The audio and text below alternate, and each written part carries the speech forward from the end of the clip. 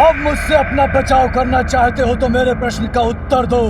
क्या कर रहे थे तुम सभी देवता कैलाश पर? बताओ, अन्यथा। दुष्ट क्यों जानना चाहता है कि कैलाश में क्या हुआ था? ये मेरे साथ कुछ भी कर ले, किंतु मैं ऐसे कुछ भी नहीं बताऊंगा। बताओगे? मैं जो पूछूंगा तुम उसका उत्तर अवश्य दोगे इंद्र, क्योंकि मैं तुम्हारे मन को अपने वश में कर विवश कर दूंगा तुम्हें। देखो मेरे नेत्रों में देवराज, अब शीघ्र ही बोलना प्रारंभ करोगे तुम। वो बालक माता पार्वती और भोलेनाथ का पुत्र है।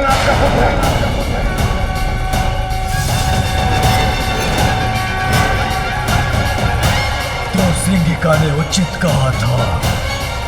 ये कैसे हो सकता है? ये क्या हुआ था? मुझे बोलने पर बात ही कैसे कर दिया इस दुष्ट ने। किंतु अब मैं इससे लड़ूंगा।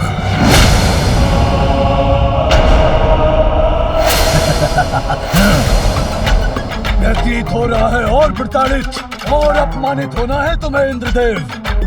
तुम्हें निराश नहीं करूंगा।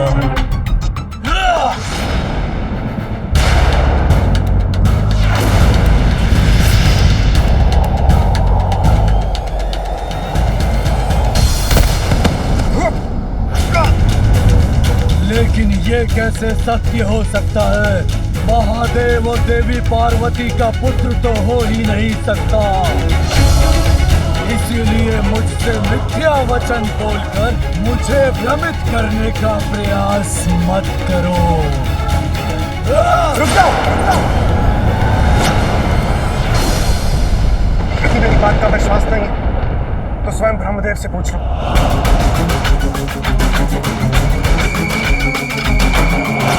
ब्रह्मदेव,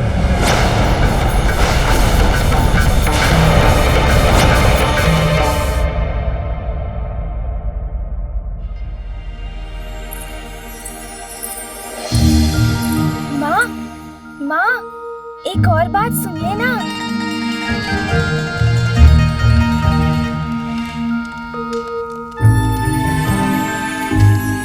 और माँ, एक और बात, पिताश्री का तीसरा नेत्र। हम सभी के पास तो 2 ही नेत्र है, पिताश्री के पास एक तीसरा नेत्र भी है, जानती हैं आप? हाँ। माँ तो ध्यान ही नहीं दे रही। वो तो अपने कार्य में इतनी व्यस्त है कि मेरी तो कुछ सुन भी नहीं रही। अपना कार्य कैसे पूर्ण कर पाऊंगी मैं यदि इसी प्रकार मेरे पीछे पीछे आता रहा मेरा पुत्र? माँ, नंदी जी ने मुझे बताया था कि यदि पिताश्री का तीसरा नेत्र खुल जाए तो फिर सभी कुछ नष्ट हो जाता है, प्रलय हो जाती है। ये प्रलय क्या होती है माँ? पुत्र, प्रलय तो तब होगी जब उसका समय होगा। किंतु ये तुमने क्या किया? अन्न गिरा दिया। अन्न से तो हमें भोजन प्राप्त होता है। प्राण वायु के समान जीवन का स्रोत होता है ये अन्न। इसीलिए हमें कभी भी अन्न का अपमान नहीं करना चाहिए। अब जो हो गया सो हो गया। अभी मैं ये अन्न इस पात्र में डाल देती हूँ, किंतु आगे से ध्यान रहे पुत्र। मुझे क्षमा कर दीजिए माँ।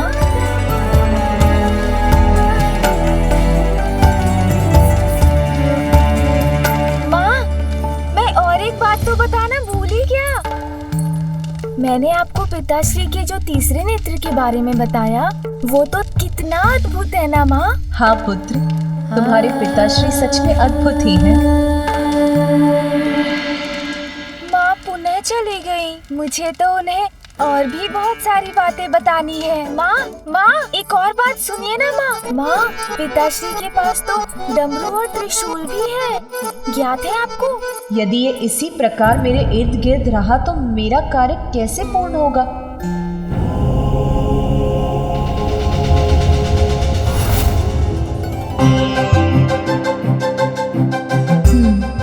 स्वामी को जैसे कोई चिंता ही नहीं है, अपने ध्यान में ही लीन है।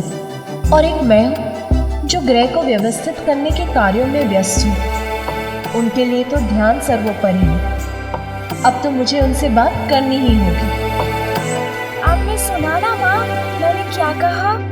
माँ, नंदी जी ने ना मुझे पिताश्री के त्रिशूल के बारे में बताया था। कितना प्रचंड है वो, आप जानती हैं? पुत्र, हाँ माँ। मेरे साथ आओ। अच्छा माँ, मैं तो आपके साथ ही हूँ। आप जहाँ कहेंगी वहाँ चलूँगा। किंतु हम जा कहाँ रहे हैं माँ? आओ। स्वामी, क्या आपको ज्ञात है आज संपूर्ण दिवस यहाँ क्या कुछ हुआ है? नहीं ज्ञात है? कोई बात नहीं, मैं बताती हूँ। जब आप यहाँ ध्यान में मग्न थे, तब मैंने नंदी, श्रृंगी और अन्य गणों को हमारे पुत्र के लिए फल, दूध और मधु लाने के लिए भेजा। उसके बाद मैंने अपने पुत्र के कक्ष की व्यवस्था की। फिर मैंने गृह के अनावश्यक कार्य किए। मैंने तो ये सब किया। अब आप बताइए, आपने संपूर्ण दिवस क्या क्या किया? नहीं, इतना विचार करने की आवश्यकता नहीं है, क्योंकि आपने तो ध्यान करने के सिवाय और कुछ भी नहीं किया। जानना चाहते हैं मुझे ये सब कैसे ज्ञात है? बताती हूँ। जब मैं एक एक कर सभी कार्य निपटा रही थी और साथ ही हमारे पुत्र का ध्यान भी रख रही थी, मेरी दृष्टि जब भी बाहर गई, आप यहीं थे, ध्यान में लिए। जानती हूँ, ध्यान तो आपके लिए बहुत महत्वपूर्ण है। जगत कल्याण का उत्तरदायित्व जो है आप पर। किंतु स्वामी, हमारे गृह में अब एक बालक था। आपके पुत्र का आगमन हुआ है। यदि मेरे ऊपर आपका और उसके साथ अन्य कार्यों का भार भी पड़ गया, तो मुझे कठिनाई नहीं होगी क्या? फिर मुझे अपने पुत्र की छठी नामकरण आदि संस्कारों का, उसके जन्म के उत्सव का भी तो विचार करना है। आपसे मैंने गृह के किसी कार्य को करने के लिए तो कभी नहीं कहा। किंतु स्वामी, आपको अपने दायित्व स्वयं समझने चाहिए स्वामी। आपके पुत्र के प्रति आपका भी दायित्व है, ये तो समझते हैं ना आप? अब आप शांत क्यों हो गए? कुछ बोल ही नहीं रहे। कहिए ना, इतना तो आप भी समझते हैं ना? मैं तुम्हारी बात समाप्त होने की प्रतीक्षा कर रहा था प्रिय। मैं समझता हूँ, अपने समस्त दायित्व भली भांति समझता हूँ। कहो, मैं कैसे सहायता कर सकता हूँ? आपको ज्ञात है, आज संपूर्ण दिवस आपका पुत्र मेरे पीछे पीछे घूमकर मुझे ये बताता रहा कि उसके पिता किस किस प्रकार से अद्भुत हैं। तो अब मेरा एक सुझाव है, मैं अपने शेष कार्य समाप्त करके आती हूँ और आप अपने ध्यान के स्थान पर अपने पुत्र के साथ कुछ समय बिताइए, उससे बातें कीजिए। वो आपके बारे में जानने के लिए उत्सुक है, उसकी जिज्ञासा शांत कीजिए स्वामी। अवश्य पार्वती। पुत्र, अब तुम कुछ समय अपने पिताश्री के साथ बैठो, उनसे बातें करो। उचित है ना?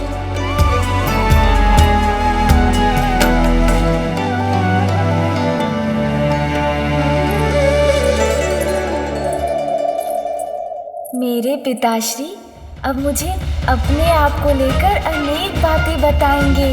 बहुत आनंद आएगा। आओ पुत्र।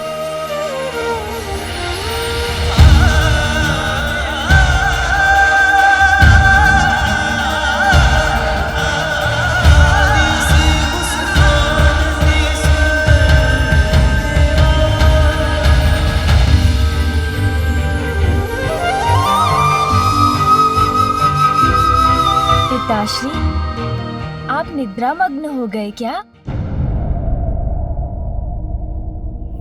नहीं पुत्र, मैं निद्रा में नहीं, मैं ध्यान मग्न हूँ। ध्यान पिताश्री, ये क्या होता है? ये तो मुझे नहीं ज्ञात। आप करते हैं तो कुछ अद्भुत ही होगा। बताइए ना पिताश्री। पुत्र, ध्यान से हमारा अंतर्मन शुद्ध होता है।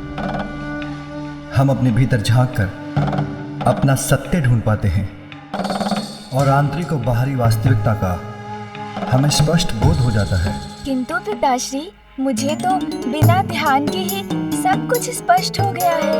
अब तो मैं आपको भली भांति पहचान गया हूँ। आपके विषय में सब कुछ ज्ञात हो गया है मुझे। जो कुछ भी नंदी जी ने मुझे बताया था, अब वो सब कुछ स्पष्ट हो गया है मुझे। मैं आपको बताऊं पिताश्री?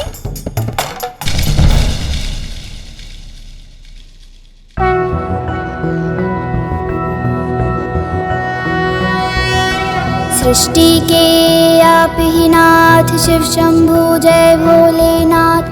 लंबी जटाएं हैं किए, गंगा को धार लिए। डमरू त्रिशूल हैं हाथ, त्रिनेत्र जय भोलेनाथ। सृष्टि के आप ही नाथ, शिव शंभु जय भोलेनाथ।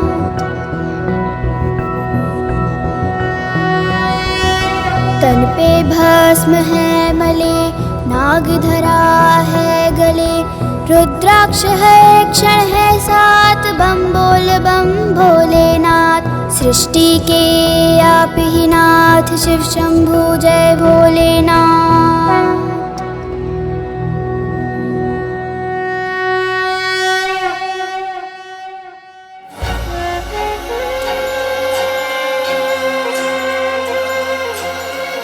पुनः यहीं बैठ जाता हूँ उनके निकट।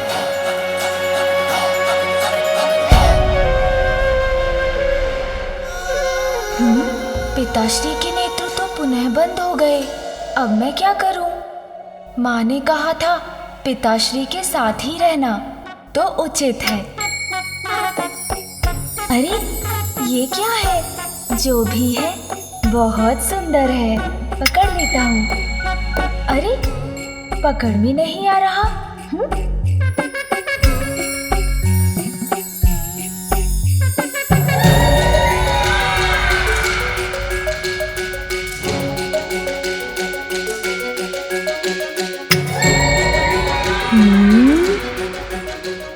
ओह, ये तो कुछ अत्यंत विचित्र और अद्भुत है पिताश्री की जटाओं में। नंदी जी ने तो इसके विषय में कुछ बताया ही नहीं।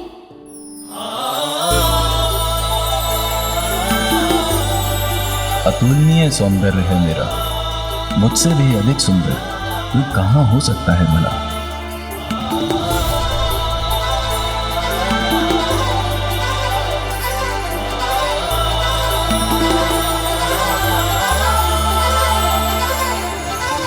देख लो इसका स्पर्श कैसा होगा।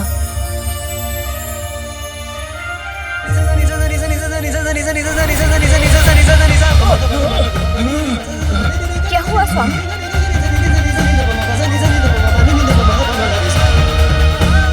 ये तो अनर्थ हो गया। माता पार्वती के पुत्र ने मुझे महादेव के मस्तक से उतार कर अपने हाथों में ले लिया है। नहीं, ये तो सर्वथा अनुचित है। बड़ी अद्भुत चमक है इसकी।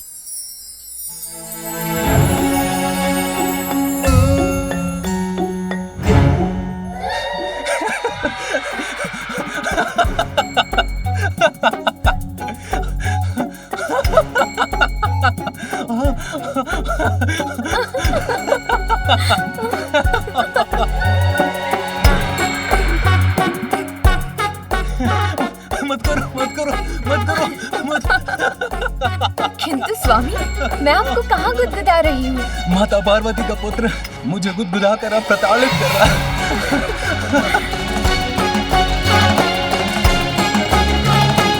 स्वामी अब आप ठीक तो है? हाँ, अभी तो कुछ अच्छा अनुभव कर रहा हूँ। अपने इस दिव्यास्त्र से मैं सभी बुरे असुरों को नष्ट कर दूंगा।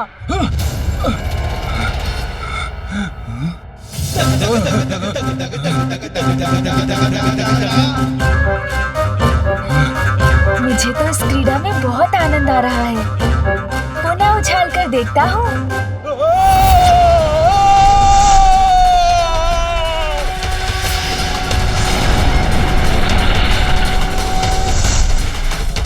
प्रकाश कहाँ से उत्पन्न हो रहा है?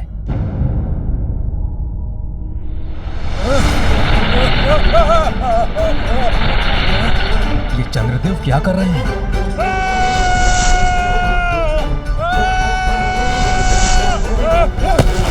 रोहिणी, बचाओ मुझे, कुछ कीजिए, सहायता कीजिए मेरी। स्वामी, आपने शनिदेव को देवी पार्वती के पुत्र को देखने के लिए प्रेरित किया था ना?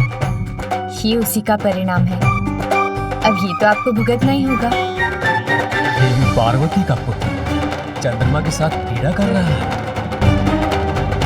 कहीं इसके परिणाम स्वरूप उस पर कोई संकट ना आ जाए। आपकी चिंता दूर करने के लिए मैं अपनी वीणा से कोई राग वादन करती हूँ।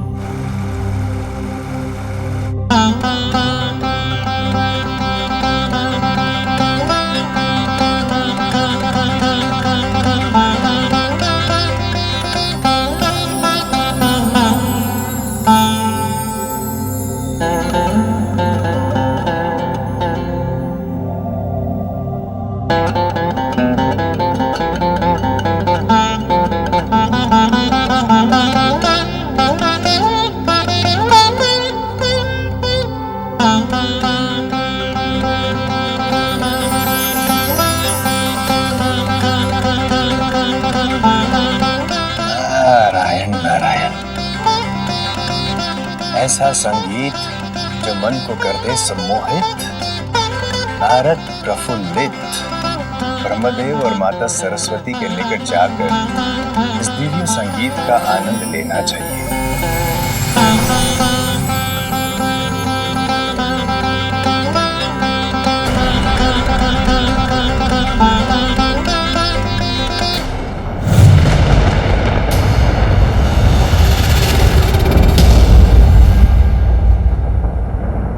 क्या हुआ देवी? अचानक कौन सी चिंता आपको विचलित कर उठी है?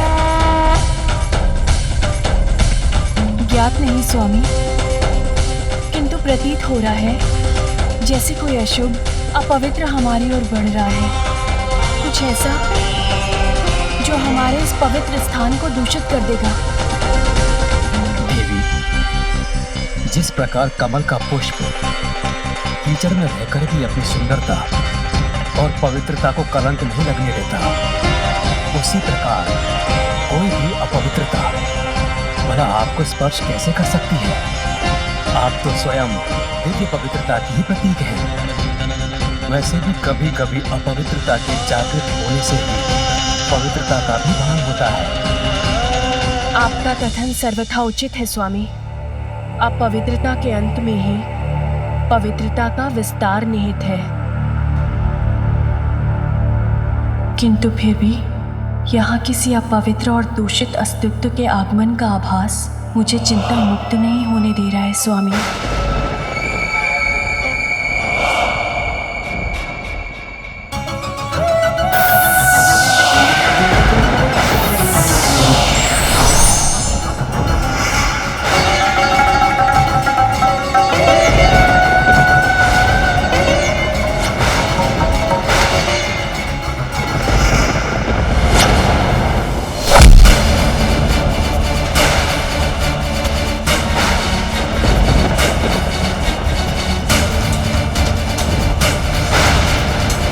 नारायण नारायण,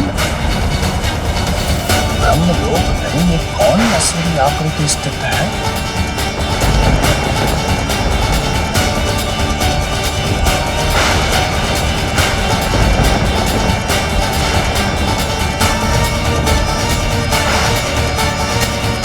कदाचित देवी सरस्वती की चिंता उचित थी।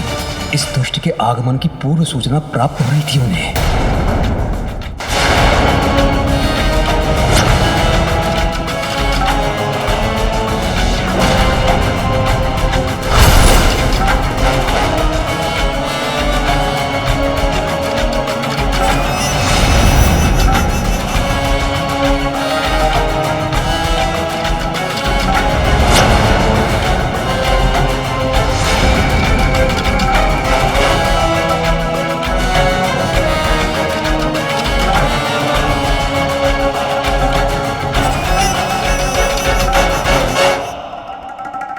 मैं पाताल क्या चला गया, आप तो मुझे भूल ही गए ब्रह्मदेव। मैं तो आपका ही अंश हूँ। आपकी अशांति का कारण मुझे पता है। मेरे आगमन से ही आप इतने अशांत हैं। मैं कदापि यहाँ पर आने का कष्ट नहीं करता। यदि मैं इंद्रलोक नहीं जाता और मुझे वहाँ पे ये ज्ञात ना होता कि कैलाश में महादेव और देवी पार्वती के पुत्र ने जन्म लिया है।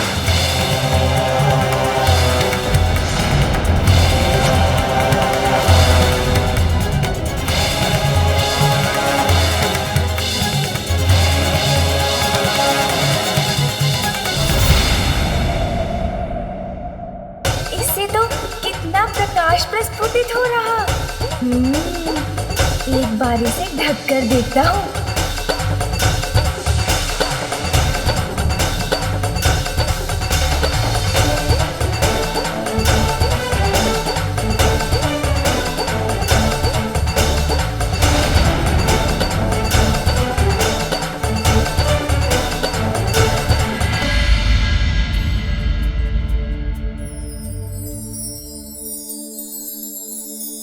यदि ये बालक किसी प्रकार चंद्र के साथ क्रीड़ा करता रहा